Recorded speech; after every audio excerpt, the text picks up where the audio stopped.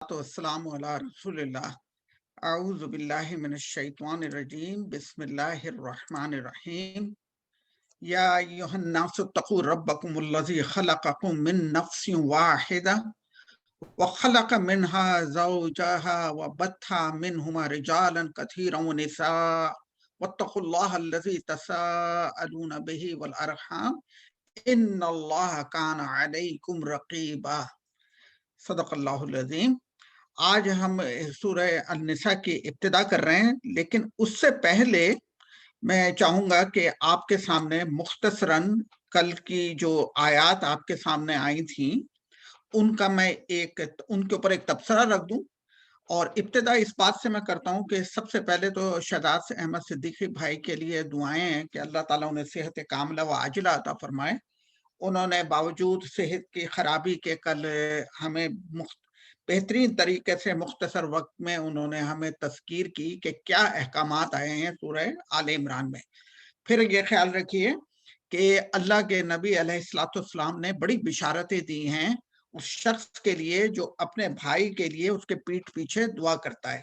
اللہ کے رسول صلی اللہ علیہ وسلم نے فرمایا کہ جو شخص اپنے بھائی کے لیے دعا کرتا ہے اللہ سبحانہ و تعالیٰ ایک فرشتہ مقرر کر دیتا ہے، اور وہ یہ کہتا ہے کہ جو تو اپنے بھائی کے لیے مانگ رہا ہے تیرے لیے بھی ہے، وہ مثل کذالک، جو تو نے اپنی دعا اپنے بھائی کے لیے کی ہے وہ تیرے کو بھی اللہ تعالیٰ عطا فرمائے۔ اب میرے اور آپ کے لیے اس میں کیا حکم ہے؟ اگر ہم چاہتے ہیں کہ صحت اچھی ہو، دنیا میں ہمیں ایک فراوانی رزق ہو اور برکتیں ہوں، ہماری زندگی میں بھی برکتیں ہوں، ہمارے بچوں کے بھی اچھے حالات ہوں، ہم دوسروں کے لیے دعائیں کریں، اور اس طرح فرشتے ہمارے لیے دعائیں کریں گے، اور فرشتے وہ ہستی ہیں جو گناہ نہیں کرتے، تو اللہ کے ہاں کتنے وہ مقبول ہوں گے۔ تو چنانچہ پیارے بھائیوں، ہمیں اللہ کے رسول نے یہ ادب بھی سکھایا کہ اپنے بھائیوں کے لیے ان کے پیٹھ پیچھے دعائیں کرو۔ آل عمران جس کا کل ہم نے مطالعہ کیا تھا، اس کے 3 باتیں جو بہت اہم ہے خلاصے کے طور پہ رکھنا آپ کے لیے، کیونکہ اس کا تعلق ہے آگے سورہ نساء سے۔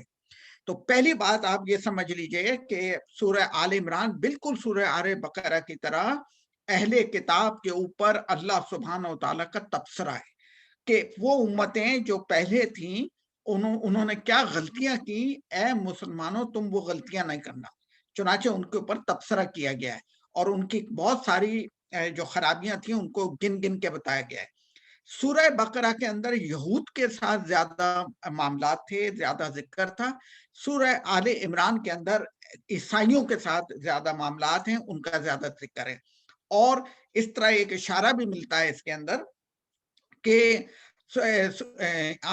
جو عیسائی ہیں ان کو دعوت دینے کا طریقہ کیا ہوگا، کیونکہ آپ دیکھیں گے کہ اس کے اندر حضرت مریم علیہ السلام کا بڑا خصوصی طور پہ ذکر ہے، عیسیٰ علیہ السلام کا ذکر ہے، زکریا علیہ السلام کا ذکر ہے، اور پورے ان واقعات کا ذکر ہے، اور ان کی حضرت عیسیٰ علیہ السلام کی معجزانہ ولادت جو ہے اس کا ہے۔ تو پہلی بات جو ہمارے لیے اس سورہ آل عمران میں خلاصے کے طور پہ ہمارے سمجھ میں آتی ہے، تبصرہ سمجھ میں آتا ہے، وہ یہ کہ اہل کتاب کے کس عنصر سے ہمیں دعوت کا کیا طریقہ آزمانا چاہیے۔ وَتَعَالُوا إِلَىٰ كَلِمَةٍ سَوَاءٍ بَيْنَنَا وَبَيْنَكُمْ أَلَّا نَعْبُدَ إِلَّا اللَّهَ وَلَا نُشْرِكَ بِهِ شَيْئًا۔ اتنی پیارا طریقہ سکھایا اللہ سبحانہ وتعالیٰ نے کہ مشترکات پہ دنیا کے اقوام سے بات کرو، کہ ہم دونوں آ کے آؤ اس طرف، ہم دونوں مل کے ایک بات پہ متفق ہوتے ہیں کہ اللہ کے علاوہ کسی کی بندگی نہیں کریں۔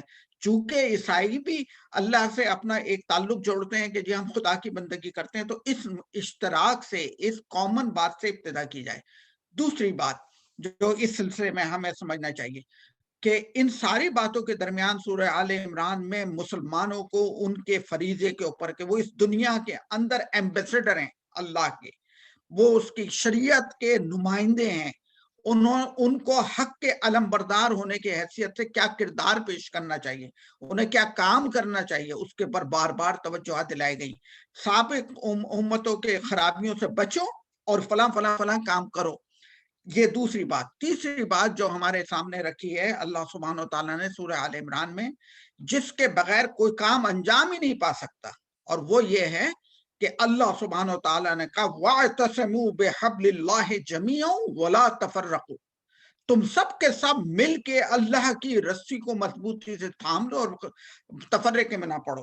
یہ جماعت سازی، اور جماعت سازی بھی فقط لیبل لگانے کے لیے نہیں، بلکہ اس جماعت کو کچھ کام کرنے ہوں گے، تو اس کام کے اندر بھی تو جو اللہ نے ذکر کیا تفصیل کے ساتھ اس سورہ کے اندر، امر بالمعروف و نہی عن المنکر کا فریضہ انجام دینا ہوگا۔ چنانچہ اس کی طرف ذکر کیا گیا کہ یہ جماعت جو بنے گی اس کا لازمی ہے کہ یہ اجتماعیت اختیار کرے، الجماع ہونی چاہیے، پورے مسلمانوں کی ایک جماعت ہونی چاہیے، لیکن جب تک کہ وہ وقت نہیں آتا، کن تم خیر امت، تم بہترین امت ہو، ولتکم منکم امت، تم میں ایک امت ہمیشہ ایسی رہنی چاہیے کہ جو یہ کوشش کرتے رہے کہ امر بالمعروف و نہی عن المنکر کا فریضہ انجام دیا جائے۔ چنانچہ پیارے بھائیوں، اجتماعیت اس لیے اختیار کی جائے گی کہ دنیا کے اندر بھلائیاں پھیلیں، برائیاں مٹیں۔ یہ 3 مضامین ہیں، اہل کتاب سے ذکر، ان کے پرانے طریقوں سے اجتناب کی ہدایت، اور مسلمانوں کو اپنا فریضہ انجام دینے کے لیے اجتماعیت اختیار کرنے کا حکم۔ یہ سورہ آل عمران کا خلاصہ ہے 3 بڑے بڑے مضامین کا۔ اب آپ آئیے کہ جو آج کی ہماری آیات ہیں سورہ آل عمران، سورہ النساء کی، اس کے متعلق ہم بات سمجھنے کی کوشش کرتے ہیں۔ میں دیکھ لوں، اس میں شیئر کروں میں آپ کے ساتھ۔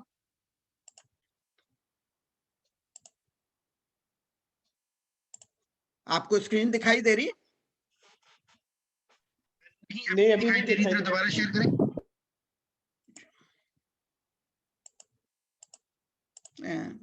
جی ٹھیک ہے، جی دیکھیے ٹھیک ہے، جی بالکل ٹھیک ہے، شروع کیجیے۔ جی بسم اللہ۔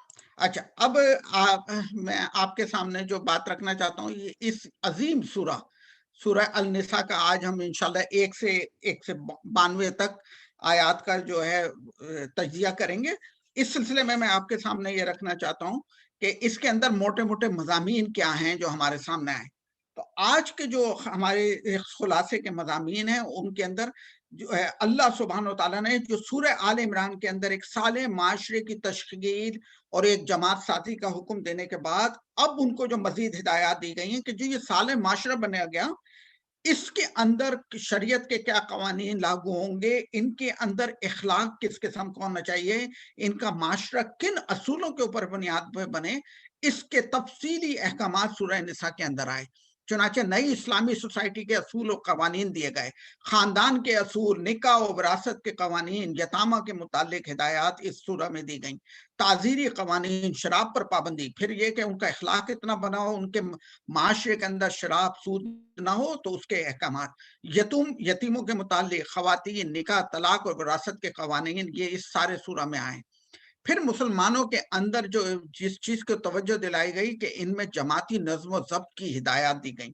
اہل کتاب کا جگہ جگہ اہل کتاب کا ذکر ہے کہ ان کے رویوں سے بچو، اور پھر منافقین اور یہود کی جو سازشیں ہیں ان کا ذکر ہے کہ ان کے متعلق اللہ نے ہدایت دی کہ یہ کیوں ایسا کرتے ہیں اور تمہیں کیا کرنا چاہیے، اور مسلمانوں کے کردار کے تعمیر کے سلسلے میں ہدایات ہیں، احکامات ہیں، اور جگہ جگہ دعوت دی گئی ہے اہل کتاب کو بھی، تمام لوگوں کو بھی، کہ وہ اسلام کی طرف آئیں اور رسول اللہ صلی اللہ علیہ وسلم کو اپنا سچا نبی مانیں، اور جس چیز کا وہ حکم دے دیں اس سے وہ اجتناب نہ کریں۔ اور پھر جنگی قوانین، یہ موٹے موٹے مضامین ہیں جو سورہ نساء میں آپ کے سامنے انشاءاللہ آ جائیں گے۔ اس کے بعد آپ طہارت کے کچھ قوانین ہیں، اور ہم ابتدا اس کی، جیسے میں نے پہلے آیت پڑھی تھی، یہ وہ مشہور آیت ہے کہ جس کو اکثر نکاح کے موقع کے اوپر علماء حضرات پڑھتے ہیں۔ تو چنانچہ اس کی طرف میں توجہ دلاتے ہوئے سب سے پہلی بات یہ بتاؤں کہ اللہ سبحانہ و تعالیٰ نے ابتدا کی ہے یا ایھا الناس اتقوا ربکم، یہ بنیاد ہے ہمارے تمام ایمانی تقاضوں کی کہ اللہ کا تقوی اختیار کیا جائے۔ ایمان لیبل نہیں ہے، ایمان اصل میں اس تقوی کی کیفیت ہے کہ جس میں اللہ کو برتر مانا جائے اور اپنے آپ کو مخلوق سمجھا جائے اور اللہ کا تقوی اختیار کیا جائے۔ تو سب سے پہلے جس چیز کی طرف توجہ دلائی گئی اس آیت میں کہ اللہ سبحانہ و تعالیٰ کا تقوی اختیار کرو۔ اس کے بعد رسول اللہ صلی اللہ علیہ وسلم کی طرف کے متعلق یہ بتایا گیا کہ جو چیز ہمارے سامنے آئے گی ان اگلی آیتوں میں کہ یتیموں کے مال کی حفاظت کا حکم دیا گیا، اور اس کے علاوہ ایک جو قوانین جیسے میں نے آپ کو کہا کہ جو سالے معاشرے کے اصول اور ضوابط مقرر کیے جا رہے ہیں، تو پہلے یہ تھا کہ جتنی شادیاں کر سکتے تھے کرتے تھے، لونڈیاں بھی رکھتے تھے، سب کچھ کرتے تھے. اب اس کی حدود متعین کر دی گئی کہ 4 شادیوں تک اجازت. لیکن سنیے، اس کے اندر بھی ایک بہت بڑی جو اللہ سبحانہ و تعالیٰ نے ہمیں حکم دیا ہے، اور وہ یہ ہے کہ اس 4 شادیوں کی اجازت ہے، لیکن ان کے ساتھ عدل کا معاملہ ہونا چاہیے. ایسا نہیں ہونا چاہیے کہ کثرت ازواج کی تو بڑی خواہش کی جائے لیکن لوگوں کو عدل نہ کریں. پھر یہ کہ ان نابالغ بچوں کو اور یتامہ کے متعلق، اور اس میں میرے اور آپ کے لیے ایک معاشرتی حکم ہے کہ نادانوں کے حوالے پیسے نہ کریں، خصوصاً بچوں کو پیسے زیادہ نہ دیں یا ان کے معاملے حوالے پیسے نہ کریں کہ اس سے ان کے اندر بغاوت ابھر جائے. دیکھیے، یہ خیال رکھیے گا، بچوں کو سونے کا چمچہ دے کے پالنا یہ اچھی بات نہیں ہے. بچوں کو اس بات کی تربیت دینا کہ وہ مال کی حفاظت کریں، اس کی طرف ان آیات کے اندر حکم دیا گیا ہے. اس کے بعد اللہ سبحانہ و تعالیٰ نے یتیم کے مال کے متعلق بہت ہدایات دی ہیں، اور یہاں پہ بھی یہ فرمایا کہ اس کے متعلق بڑی احتیاط کرو کہ کہیں تم کسی نہ کسی طرح سے ان کے مال میں اپنے مال کو ملا نہ لو یا ان کے مال کو ضائع نہ کر دو، اور جب وہ بڑے ہو جائیں تو ان کے مال کو حوالے کرتے ہوئے گواہ بنا لو. اس کے بعد ہمارے سامنے جو اگلی آیات آتی ہیں 7ویں نمبر کے اندر جو آیت ہیں، اس میں بہت ہی امپورٹنٹ احکامات ہیں 5، اور وہ یہ ہیں کہ للرجال نصیب مما ترک الوالدان والاقربون. 5 احکامات دیے گئے ہیں. ایک آیت ہے، آیت نمبر 7، لیکن اس کے اندر 5 ہے. وراثت میں عورتوں کا حصہ ہے. خیال رکھیے گا کہ جو ہمارے ہاں معاشرے ہیں اس کے تناظر میں دیکھیے کہ وہ ان کو دیتے ہی نہیں ہے.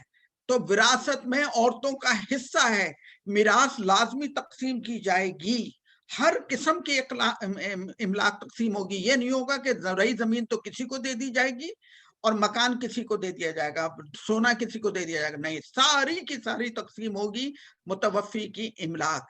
پھر میراث مال کی موجودگی میں ہوگی. ایسا نہیں ہے کہ کسی کے پاس کچھ ہے ہی نہیں اور اس کے باوجود قرضہ لے کے اور ادھر ادھر سے تقسیم کیا جائے، یا یہ صورتحال ہو کہ جو کچھ اس کا میراث کا مال ہے وہ نہ ہونے کی صورت میں جھگڑے شروع ہوں. چنانچہ موجودگی کے سلسلے میں خیال رکھیے گا کہ ایک آدمی کے پاس کچھ ہے ہی نہیں تو اس کی تقسیم کچھ بھی نہیں ہے. اور 5ویں اور آخری چیز، قریبی رشتہ دار کی موجودگی میں بعید رشتہ دار کو حصہ نہ ملے گا. یہ ایک بہت امپورٹنٹ چیز ہے کہ جب قریبی رشتہ دار موجود ہوں گے تو سب سے پہلے ان میں میراث تقسیم ہوگی.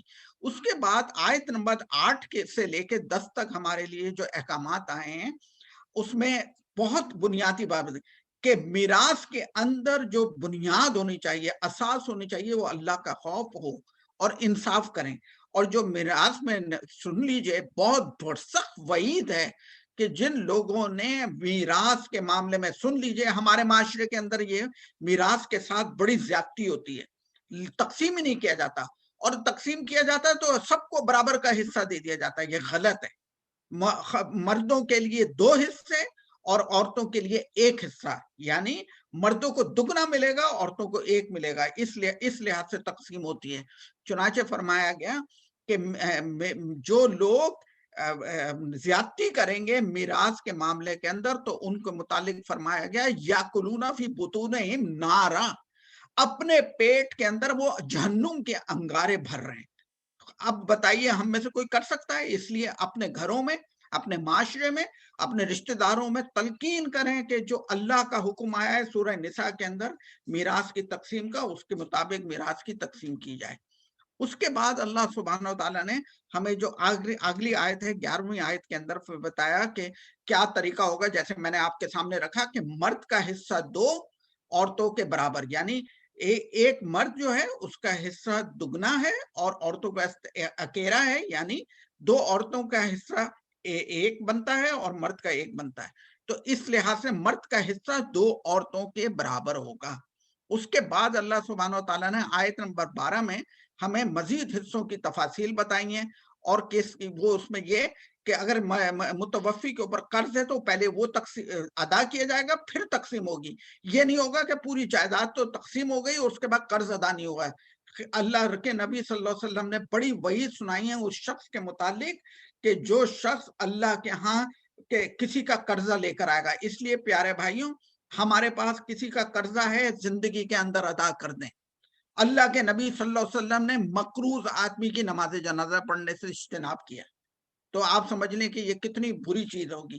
چنانچہ تقسیم کے سلسلے میں بھی اگر ابا کے اور والدہ کے کوئی قرضہ ہے کسی کے اوپر، تو اولاد کو چاہیے کہ پہلے ان کا قرضہ ادا کریں پھر تقسیم کریں۔ اس کے بعد ہمارے سامنے آیت نمبر 13 اور 14 کے اندر جو مضامین آئے ہیں، اس میں وراثت انصاف کے ساتھ جو لوگ دیں گے ان کے لیے بشارت ہے جنت۔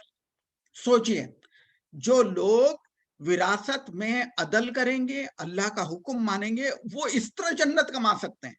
صرف اور صرف وراثت کو صحیح طرح سے تقسیم کرنے والوں کے لیے جنت کی بشارت ہے، اور جو لوگ اس کے میں زیادتی کریں گے ان کو جہنم کی وعید ہے۔ آیت 15 کے اندر زنا کے مرتکبین کے جو ابتدائی احکامات ہیں وہ دیا گیا ہے، اور اس میں یہ تھا کہ عورت کو بند کر دیا جاتا تھا اور اس کے بعد وہ مر جائے، لیکن یہ خیال رکھیے یہ ابتدائی حکم ہے۔ سورہ نور کے اندر رجم کی سزا کا اور بقیہ تفاصیل آئیں گی، تو یہ ابتدائی حکم تھا اس زمانے میں، کیونکہ نیا نیا معاشرہ بن رہا تھا، مدینہ کے ابتدائی دور تھے، 3 ہجری سے 5 ہجری کے درمیان کی یہ سورہ ہے۔ تو پہلے لوگوں کو زنا سے بچانے کے لیے اور تعزیری احکامات کو نافذ کرنے کے لیے ابتدائی حکم دیا گیا، اس کے بعد سورہ نور میں آئے گا تفصیل سے۔ اس کے بعد آیت 16 سے اور 18 سے توبہ سے متعلق اللہ سبحانہ و تعالیٰ نے بڑی انتہائی احکامات دیے ہیں کہ توبہ کے متعلق یہ سمجھنا ہے ضروری ہے کہ جو لوگ گناہ کرتے رہیں اور پھر توبہ کریں ان کی توبہ بیکار ہے۔ ہاں لیکن جو توبۃ النصوحہ کرے، جو سچے دل سے کرے اور اس پہ پھر اس سے کوئی خطا ہو جائے تو اس کا معاملہ اور ہے۔ آیت نمبر 19 کے اندر اللہ سبحانہ وتعالیٰ نے مزید احکامات دیے ہیں وراثت کے، کہ ایک یہ کہ زبردستی وارث نہ بن بیٹھو خواتین کے، اور جو فحاشی کی مرتکب عورتیں ہوتی ہیں ان کے متعلق مہر کا حکم، کہ ان کا مہر اگر ان کو نہ دیا جائے یا ان کو کم دیا جائے وہ ایک الگ تفصیل ہے، یہ جو بہت تفصیل طلب مضامین ہیں سورہ نساء کے۔ لیکن مسلمانوں کو یہ تلقین کی گئی کہ زبردستی وارث نہ بن بیٹھو، یعنی کسی بھائی کی بیوہ کو اس کا حصہ نہ دینا اور ان کے اوپر اپنے احکامات چلانا، یہ غلط بات ہے۔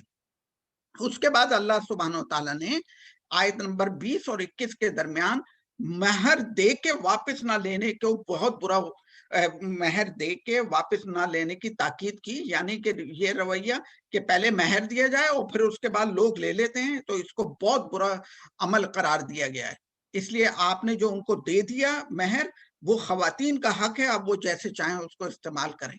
اس کے بعد آیت نمبر 22 اور 23 کے اندر بہت امپورٹنٹ ہے۔ پہلے یہ تھا کہ جس سے بھی جو آدمی جاہلیت کے اندر جس سے شادی کرنا چاہتا تھا وہ کر لیتا تھا۔ اللہ سبحانہ وتعالیٰ نے محرم رشتوں کا ذکر کر دیا، بیٹی، بہن، بھانجی، بھتیجی، اور جو وہ لوگ جنہوں نے تمہاری ماں کے ساتھ دودھ پیا ہو، تمہارے گھر میں پلی ہوں، کس کس سے رشتہ ہو سکتا ہے، کس سے رشتہ نہیں ہو سکتا۔ تو یہ آیت 22 اور 23 جو ہے یہ بڑی اہم ہے کہ کون سے محرم رشتے ہیں، ان کا ذکر آیا ہے۔ آیت نمبر 24 کے اندر اللہ نے بتا دیا کہ جو محرم رشتوں کے علاوہ ہر ایک سے نکاح کیا جا سکتا ہے، اور کوئی کسی قسم کی پابندی نہیں ہے، اس میں اللہ نے ذکر کیا۔ اس کے علاوہ ایک چیز بہت امپورٹنٹ پھر آئی ہے، دیکھیں یہ تیسری دفعہ اسی سورہ میں آئی ہے، مہر کی ادائیگی، مہر کی ادائیگی۔ تو پیارے بھائیوں، جن لوگوں نے مہر ادا نہیں کیے اپنی وائفز کو، وہ مہر کی ادائیگی میں جلدی کریں، یہ ان کا حق ہے۔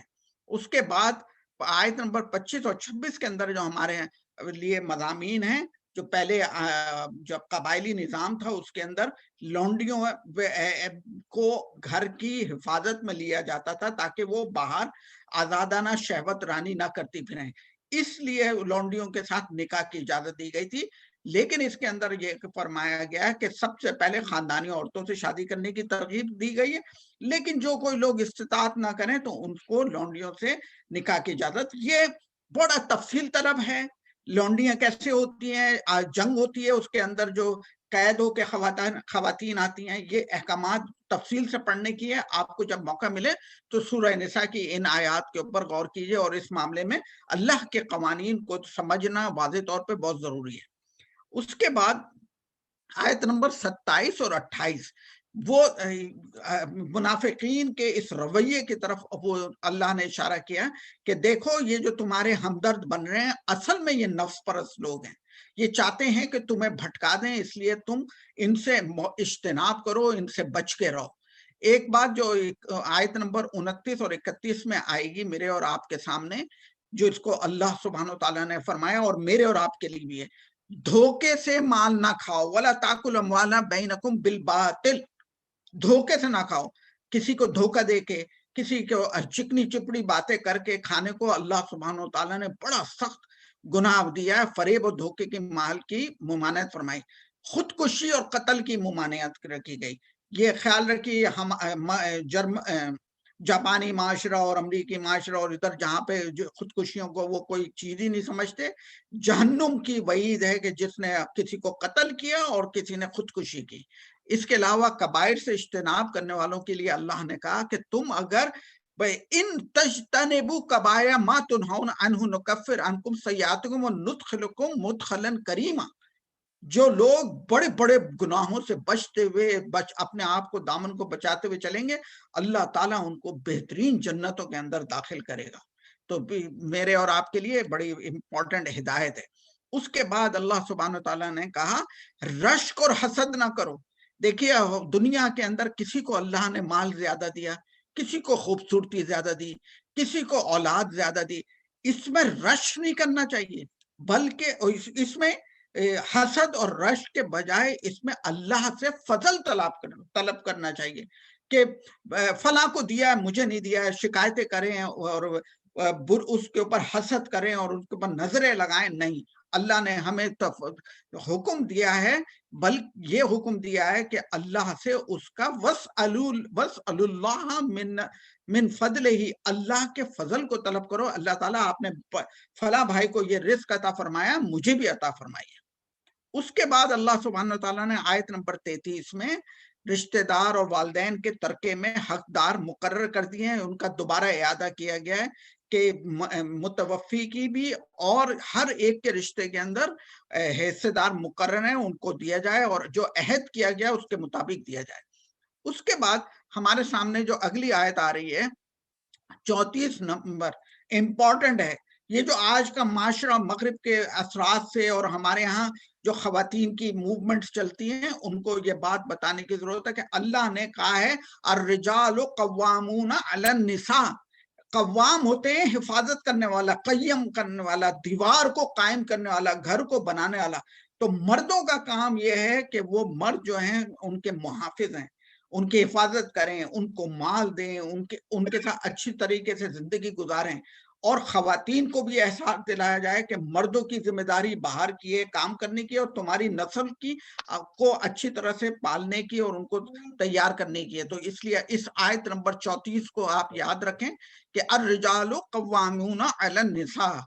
اس کے بعد اللہ سبحانہ وتعالیٰ نے آیت 35 میں تنازع کی صورت میں میاں بیوی کے درمیان تنازع ہو جائے تو فرمایا کہ ایک حکم بناؤ مرد میں کی طرف سے، ایک حکم بناؤ عورت کی طرف سے، اور وہ دونوں مل کے میاں بیوی کے درمیان جو تنازع ہو گیا، اختلاف ہو گیا، اس کو ختم کرنے کی کوشش کریں۔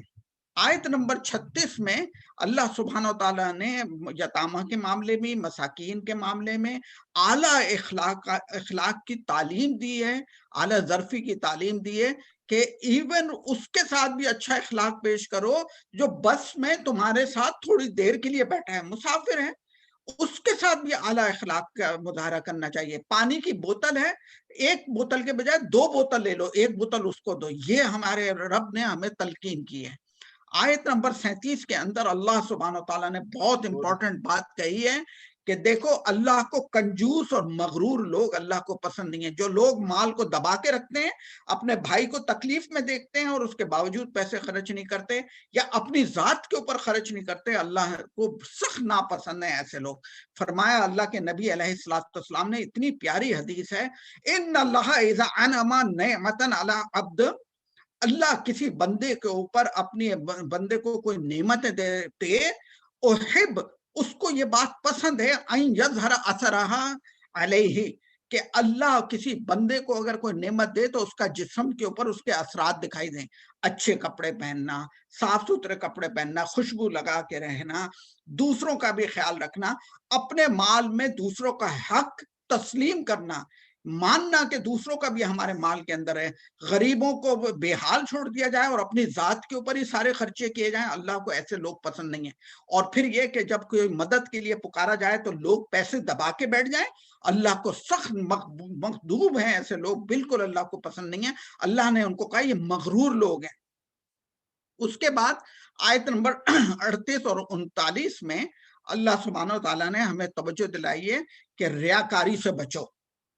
وہ ریاکار لوگ شیطان کے دوست ہیں، اور جو لوگ اللہ کی راہ میں خرچ نہیں کرتے ان پہ سخت غصہ فرمایا اللہ سبحانہ وتعالیٰ نے۔ آیت نمبر 40 میں اللہ سبحانہ وتعالیٰ نے کہا ہے کہ جو نیکوکار لوگ ہیں، نیکی کرنے والے ہیں، ان کو خوب بڑا چڑھا کے اللہ ان کا بدلہ دے گا۔ اور یہ آیت نمبر 41 انتہائی امپورٹنٹ آیت ہے۔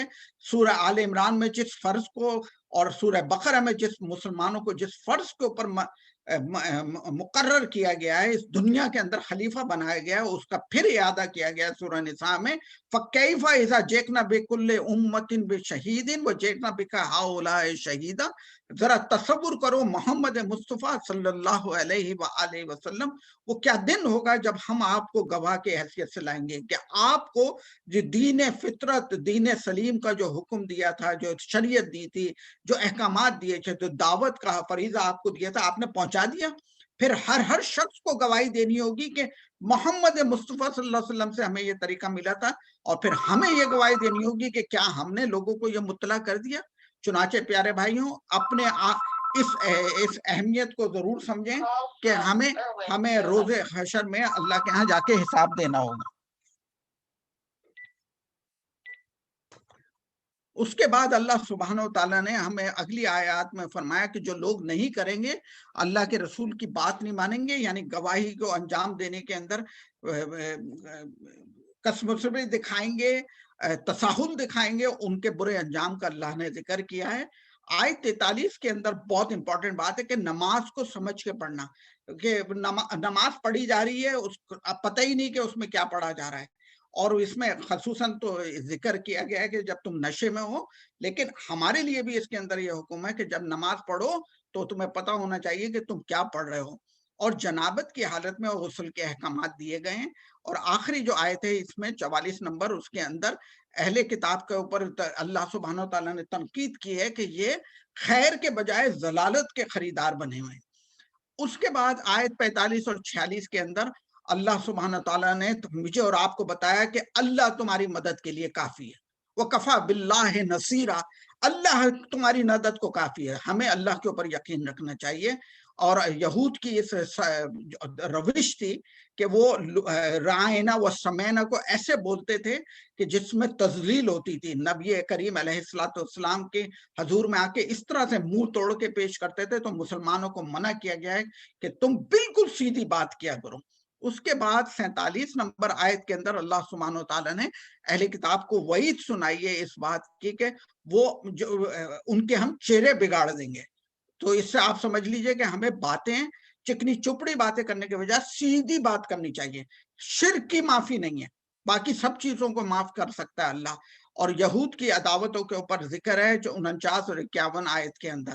اس کے بعد پیارے بھائیوں، میرے سامنے اور آپ کے سامنے جو اگلی آیات آ رہی ہیں کہ اللہ سبحانہ وتعالیٰ نے گرفت فرمائی ہے پرانی سابقہ امتوں کے اوپر، اور 55 اور 57 کے اندر جو لوگ ایمان لائیں گے ان کو اجر، اور جو ایمان نہیں لائیں گے ان کو سخت وعید کا حکم سنایا ہے کہ ان کے ساتھ کیا معاملہ ہوگا۔ امپورٹنٹ آیت ہے یہ، اللہ سبحانہ وتعالیٰ نے جو فرمایا 58 نمبر آیت ہے سورہ نساء کی، جس کے اوپر عمل پیرا نہ ہونے کی وجہ سے آج مسلمان تباہی کا شکار ہیں۔ اللہ نے کہا ہے ان اللہ یامرکم ان تؤدوا الامانات الی اہلہا، جو ذمہ داری کے مناسب ہیں وہ ایماندار لوگوں کے حوالے کرو، مضبوط کردار کے لوگوں کے حوالے کرو۔ لیکن دیکھیے ہمارے ہاں کیا ہوتا ہے، ہم جن لوگوں کو اپنے گھر کا چوکیدار نہیں رکھیں گے ان کو ملک حوالے کر دیتے ہیں۔ ان کو اپنی ملک کے خزانے حوالے کر دیتے ہیں. تو اس لیے اللہ نے کہا کہ اہل امانت کے حوالے کرو, ووٹ صحیح طرح سے ڈالو, لوگوں کو صحیح طرح سے منتخب کرو, ایماندار لوگوں کو اپنا ذمہ دار بناؤ, اور اولو الامر کی اطاعت تم پر لازم ہے. آیت نمبر 60 سے 63 میں جو ہے دوبارہ منافقین کی روش پہ گرفت کی گئی اور مسلمانوں کو مزید ہدایات دی گئی ہیں. 65 اور 64 کے اندر اللہ نے فرمایا کہ جب تک یہ بہت امپورٹنٹ آیت ہے, فَلَا وَرَبِّكَ لَا يُؤْمِنُونَ حَتَّى يُحَكِّمُوكَ فِيمَا شَجَرَ بَيْنَهُمْ. تم اور میں اور ہم سب پیارے بھائیوں سمجھ لیجئے, جب تک اللہ کے رسول علیہ السلام کی بات کو ہم فیصلہ کن بات نہ مان لیں, ہم ایمان والے ہی نہیں ہو سکتے. اللہ کے رسول ہم سے کہیں اعلی اخلاق پیش کرو, اللہ کے رسول کہیں کہ اپنے عہد کو وفا کرو, اور ہم نہ کریں تو ہم ایمان والے نہیں ہیں. اللہ کے رسول صلی اللہ علیہ وسلم کہیں وہ ایاکم و فرقہ, تم الگ الگ نہیں رہنا.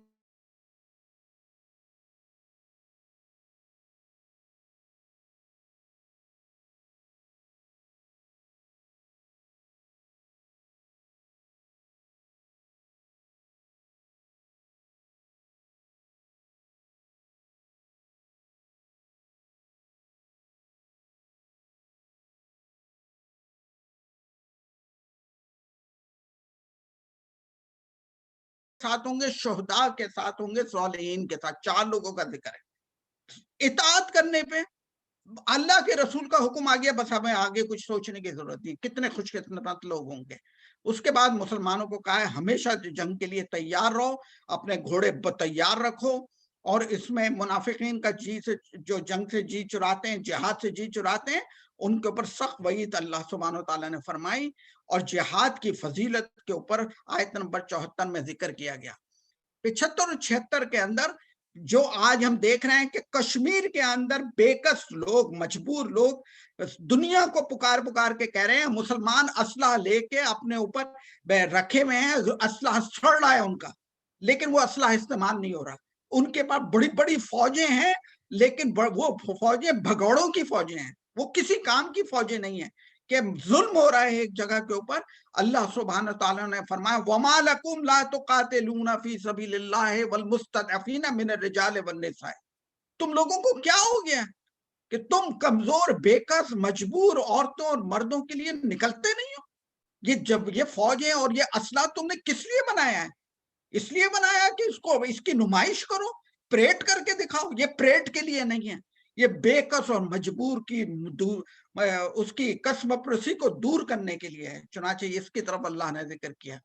اس کے بعد آیت نمبر 77 اور 79 کے اندر منافقین کو دیکھیے, ایک طرف مسلمانوں کو کہا جا رہا ہے کہ تم کو کیا ہو گیا کہ تم جنگ نہیں کرتے, اور دوسری طرف منافقین کا فوراً اگلی آیت کے اندر بتایا کہ منافقین جنگ سے خوف کھاتے ہیں, جہاد سے خوف کھاتے ہیں. 75 اور 76 اندر کے لیے جو دوبارہ بات میں نے آپ کے سامنے رکھی, اس کے بعد 80 آیت کے اندر اللہ سبحانہ تعالیٰ نے بہت امپورٹنٹ بات کہی ہے. رسول اللہ صلی اللہ علیہ وسلم کی اطاعت اللہ میں اصل میں اللہ کی اطاعت ہے, اور قرآن پر تدبر کی طرف توجہ دلائی گئی ہے آیت نمبر 80 میں, اور افواہوں سے اجتناب کی گئی ہے کہ مسلمانوں کے معاشرے کے اندر افواہیں نہ پھیلائی جائیں, سچی بات بتائی, اور جو مسلمانوں کو جنگ کی ترغیب دی گئی. اور پھر اس کے بعد نیکی کی سفارش کرنے والا, وَمَن يَشْفَعْ شَفَاعَةً حَسَنَةً, جو شخص نیکی کی سفارش کرے گا اس کے لیے بھی اتنے ہی بدلہ ہے. یہ کچھ آیات کو چونکہ ٹائم کم تھا اس لیے میں نے اس میں ہائی لائٹ نہیں کیا ہے, لیکن آپ کو میں بتانا چاہتا ہوں 87 اور 88 میں اللہ سبحانہ تعالیٰ نے بتا دیا ہے منافقین کو کہ دنیا میں کچھ بھی کر لیں, روز قیامت اللہ سب کو جمع کرے گا اور سب کا حال بتا دے گا. ہجرت کے متعلق احکامات دیے گئے ہیں. اس کے بعد آیت نمبر 88-89 کے اندر کہ لوگوں کو غیر اسلامی معاشرے کے اندر نہیں رہنا چاہیے. 93 اور 92 کے اندر قتل سے متعلق کہ اگر کسی نے کسی کو قتل کر دیا ہے تو تعزیری حکم نافذ ہوگا, اور اس کے بعد دیت کا کیا اصول ہوگا, اور جس نے قتل کیا ہے اسی سے بدلہ لیا جائے گا, اس کے متعلق احکامات دیے گئے. پھر کسی کو غیر مسلم سمجھنا اور اس کے اندر احتیاطوں کی طرف توجہ دلائی ہے کہ جنگ کے اندر ایسا ہو جاتا تھا پہلے کہ وہ سمجھتے تھے کہ یہ غیر مسلم ہے، اس کو مار دیتے تھے۔ چنانچہ آج بھی ہمارے کو کسی کو غیر مسلم سمجھنے سے پہلے اس کو اس کی تحقیق کریں اور فوراً ہی کسی کو نہ کہہ دیں کہ یہ مسلم نہیں ہے، یہ کافر ہے، مشرک ہے۔ اس کے بعد 95 اور 96 آیت میں اللہ سبحانہ و تعالیٰ نے ان لوگوں کی لا یستوی القاعدون من المؤمنین غیر اولد ضرر، جو لوگ گھروں میں بیٹھے رہتے ہیں اور جو اللہ کی راہ میں جہاد کرتے ہیں وہ کبھی برابر نہیں ہو سکتے۔ یہ انتہائی امپورٹنٹ آیات ہیں سورہ نساء کی۔ اور یہ کہ جو لوگ دارالکفر کے اندر رہنا پسند کریں اور دارالاسلام کے اندر نہ آئیں یا دارالاسلام بنانے کی کوشش نہ کریں، ان کو پر اللہ کا بہت غصہ ہے۔ اور اسی سورہ کے اندر نماز کی قصر کا حکم آیا ہے، اور اس کے ساتھ ہی ساتھ حالت جنگ میں کیسے نماز پڑھی جائیں گی ان کی تفاصیل آئی ہیں۔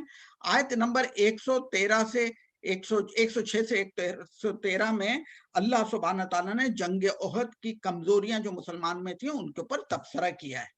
اس کے بعد پیارے بھائیوں 114 سے 121 میں مسلمانوں کے معاشرے کے اندر سرگوشیاں کرنا اور لوگوں میں افواہیں پھیلاتے رہنا، اور وہاں چونکہ مدینہ میں یہ ہوتا تھا، منافقین کرتے تھے کہ لا کے افواہیں پھیلا دیتے تھے، اس سے اجتناب کرنے کی توجہ دلائی ہے۔ شرک پر مزید توجہ دلائی گئی ہے انہی آیات کے اندر، اس والے صفحے کے اندر، کہ شرک سے اجتناب کیا جائے اور یہ کہ شیطان کی چالوں سے بچا جائے۔ آیت نمبر 122 سے لے کے 127 تک منافقین کی روش پر تبصرے ہیں اللہ کی کہ یہ کیا کرتے ہیں، بڑے ہمدرد بن کے آتے ہیں لیکن ان کے دلوں کے اندر محل ہے۔ اور اس کے بعد ابراہیم علیہ السلام کا طریقہ بتایا۔ منافقین کی طرف اشارہ ہے کہ ابراہیم کا طریقہ یہ تھا کہ وہ یکسو تھے، حنیف تھے، انہوں نے ایک راہ پکڑ لی، اس کے اوپر پابندی استقامت کے ساتھ قائم رہے۔ تو مسلمانوں کو تلقین کی گئی ہے کہ ابراہیم کا طریقہ اختیار کرو۔ یتامہ کے متعلق مزید احکامات ہیں 128 سے 134 تک، جو اگر شوہر اور بیوی کے درمیان میں اختلافات ہو جائیں تو اس کی اصلاح کیسی کی جائے گی، اس کے اوپر مزید احکامات دیے گئے ہیں۔ اور پھر اہل کتاب کا ذکر کرتے ہوئے ان کی روش سے ہمیں بچنے کی تلقین کی گئی ہے۔ آیت نمبر 135 کے اندر ان مسلمانوں کو کہا گیا ہے کونو قوامین بالقسط شہداء للہ، اللہ کے گواہ بنو اور دنیا کے اندر عدل کے گواہ بنو۔ چنانچہ یہ شہادت الناس کا فریضہ ہے جو مسلمانوں پہ فرض ہے، اس کے لیے مجھے اور آپ کو سمجھنا چاہیے، اور یہ سورہ 135 میں سورہ نساء میں یہ آیت آئی ہے۔ اس کے بعد ہدایت کے رستے یہ اللہ نے بتایا کہ ہدایت کا رستہ یہ ہے اللہ کی اطاعت کی جائے، محمد مصطفیٰ صلی اللہ علیہ وسلم کی اطاعت کی جائے، یہ رستے ہیں۔ آیت نمبر 141 سے 147 تک دوبارہ منافقین کی روش کے اوپر اللہ نے تبصرہ فرمایا ہے کہ یہ مسلمانوں میں پھوٹ ڈلانا چاہتے ہیں، اور یہ کافروں کے طریقوں سے اجتناب کرو، اپنی قیادت کے اوپر یقین رکھو، نیک لوگوں کے پیچھے چلو اور دھوکے بازی اور فریب سے بچو۔ اس کے بعد کافروں کو اللہ نے کہہ دیا کہ ان کو ولی لا يتخذوا ولیہ، ان کو ولی نہیں بنانا، یعنی اپنے معاملات، اپنی رازداری کی باتیں کافروں کو نہ بتاؤ۔ آج ہمارے ہاں ملکوں کے اندر مسلمانوں کے پر اعتبار نہیں کیا جاتا، اور جا کے یہود اور کفار اور مشرکین کو اپنا ولی بنایا جاتا ہے، ان سے مدد مانگی جاتی ہے۔ اور قرآن کا حکم کہہ رہا ہے، اللہ یہ کہہ رہا ہے کہ کافروں کو اپنا ولی نہ بناؤ، اور ہم لوگ جا کے ان کو اپنا ہمدرد بناتے ہیں۔ ہمارے روش کو آپ دیکھ لیں۔ اس کے بعد پیارے بھائیوں ہمارے سامنے 141 سے 152 تک کی کہ بدگوئی کی اجازت نہیں، یہ ہماری آخری یہاں پہ آج اختتام ہوتا ہے کہ دیکھیں کسی کی برائی کرنا اور بدگوئی کرنا، کوئی اپنے شکایات کو کہ لوگوں کے سامنے کسی شخص کے متعلق کوئی بات کہنا، اس کی بالکل اجازت نہیں ہے۔ لا يحب اللہ الجہر بالسوء من القول الا من ظلم، کسی کو اجازت نہیں ہے کہ کسی کے متعلق بری بات کہے، غیبت کرے، لیکن پیارے بھائیوں مظلوم کو اجازت ہے۔ الا من ظلم، جس کے اوپر ظلم کیا گیا ہے وہ اپنی شکایت رکھ سکتا ہے لوگوں کے سامنے۔ تو یہاں پہ آج ہمارے اختتام ہوتا ہے۔ اللہ تعالیٰ سے دعا ہے کہ جو کچھ ہم نے، چونکہ یہ خیال رکھیے گا کہ قرآن مجید ایک جامع کتاب ہے، اس کا حق ادا نہیں ہو سکتا 30-35 منٹ کے اندر، لیکن ظاہر بات ہے ہم ایک خلاصہ پیش کرنے کی کوشش کرتے ہیں کہ جو آیات آئی ہیں ان میں موٹے موٹے مضامین کیا ہیں. تو پیارے بھائیوں سورہ نساء کے اندر جو موٹے موٹے مضامین آئے ہیں ان کو 3 باتیں اگر ہم گھر لے جانا چاہیں اپنے ساتھ. پہلی چیز کہ مسلمانوں کو یہ تلقین کی گئی ہے کہ یہود اور نصارہ کے جو طریقے ہیں ان سے اجتناب کیا جائے، اور مسلمانوں کو ہدایت کی گئی ہے کہ تم جہاد سے محبت کرو، قتال فی سبیل اللہ کو، موت سے ڈرو نہیں، اپنے مظلومین کے حمایت میں کھڑے ہو. تو پہلی چیز اس کے اندر اس سورہ کے اندر یہ ہے. دوسری بات جو صالح معاشرہ بن رہا ہے اور جو ہمیشہ بنے گا، اور جب بھی اسلامی ریاست قائم ہوگی اس کے اندر قوانین کیا ہوں گے، اور جو مسلمانوں کا معاشرہ ہوگا وہ وراثت دے گا. طلاق کے اندر، نکاح کے اندر، مہر کے معاملات کے اندر وہ راست رو ہوگا، وہ سارے حقوق ادا کرے گا، وہ اعلیٰ ظرف انسان ہوگا مسلمانوں کے معاشرے میں. مسلمانوں کے معاشرے میں کوئی ایسا معاشرہ نہیں ہونا چاہیے کہ یتیم بےکس ہیں اور لوگوں کے بہنوں کو مال کھا جائے آدمی، اور لڑکیوں کو وراثت میں حق نہ دیا جائے، لڑکوں کو دیا جائے، اور اس طرح کی سب چیزیں جتنی ہیں ان کے متعلق ہدایت دی گئی کہ عدل کے ساتھ تقسیم ہونی چاہیے.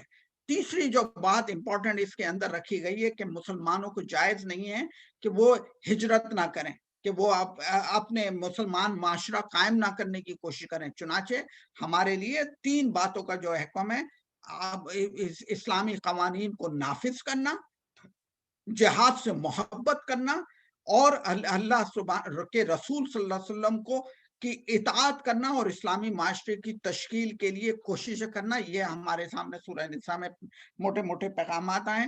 اس دعا کے ساتھ کہ اللہ سبحانہ تعالیٰ نے جو کچھ ہمیں حق بات کہنے کی توفیق عطا فرمائی ہے، اللہ اسے ہمارے دلوں میں راسخ کر دے، ہمیں قرآن سے محبت کرنے والا بنا دے. یہ قرآن ہمارے لیے روز قیامت میں اور ہماری قبروں کے اندر نور بن جائے. ہم جتنا اس کو پڑھیں گے، جتنا سمجھیں گے، یہ ہمیں ہی فائدہ دے گا. اللہ سبحانہ تعالیٰ سورہ نساء میں جو وراثت کے، جو طلاق کے، جو نکاح کے، جو مہر کے، جو یتامہ کے ہمارے اوپر ذمہ داریاں لگائی گئی ہیں، اللہ تعالیٰ ہمیں انہیں ادا کرنے کی توفیق بھی عطا فرمائے. آمین وصلی آمین. اللہ تعالیٰ علی خیر خلق محمد آلہ وصحبہ اجمعین برحمتک یا ارحم الراحمین. جزاک اللہ. بہت شکریہ عرفان بھائی کہ آپ نے شارٹ نوٹس کے اوپر آج کا دورہ جو ہے وہ دورہ القرآن سورۃ النساء کا جو ہے وہ بیان کیا. کل انشاءاللہ جو ہے وہ ہم محترم معروف الغنی صدیقی صاحب کو سنیں گے سورۃ النساء اور سورۃ المائدہ مکمل. جزاک اللہ. بارک اللہ.